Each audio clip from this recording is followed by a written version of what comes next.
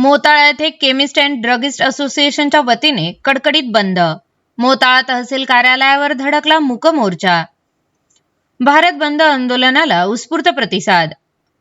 मोताळा दिनांक 20 मे 2026 रोजी Akhil Bharatiya chemist and druggist असोसिएशनच्या देशव्यापी भारत बंदच्या हाकेला प्रतिसाद देत मोताळा तालुका केमिस्ट अँड ड्रगिस्ट असोसिएशनच्या वतीने आज मोताळा येथे भव्य मूक मोर्चाचे आयोजन करण्यात आले.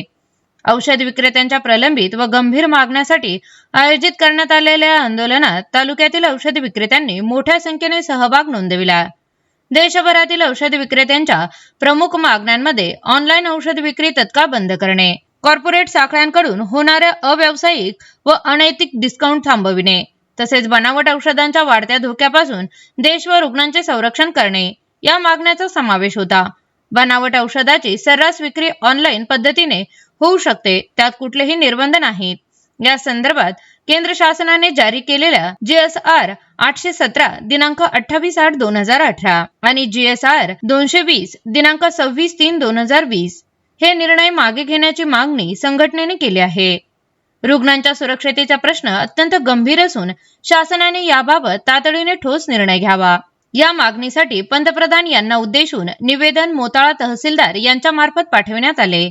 मूक मोर्चाची सुरुवात मोताळा बस स्टँड येथे करण्यात आली. ते तहसील कार्यालयापर्यंत हा मूक मोर्चा निषेधाचे फ्लेक्स आणि काळ्या रंगाचे फीत लावून हा मोर्चा तहसील कार्यालयात पोहोचला.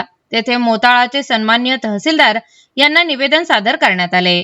या आंदोलनामध्ये मोताळा तालुका केमिस्ट असोसिएशनचे सर्व पदाधिकारी तसेच सदस्य उपस्थित होते. आज दिनांक 20 मे आहे. त्या पिक्चरचा संपूर्ण भारतामध्ये ऑल इंडिया केमिस्ट संघटनेतर्फे किरकोळ औषधी विक्रेत्यांचा संप आहे. एक दिवसीय पूर्णपणे बंद ठेवण्याचा हा मानस आहे. संघटनेच्या मागण्या ज्या आहेत आपण आदरणीय पंतप्रधान मोदीजी साहेबांना निवेदनाद्वारे दिलेले आहे. त्याच्यामध्ये आमचे 3 प्रमुख मुद्दे आहेत. त्या तिन्ही मुद्द्यांवरती सरकारने विशेष लक्ष द्यावं आणि आमच्या मागण्या पूर्ण कराव्या ही एवढीच विनंती आम्ही इथे घेऊन आलो होतो. आज तहसीलदार साहेबांना निवेदन दिलेलं आहे. ठीक आहे. अजून कोणी आहे काय?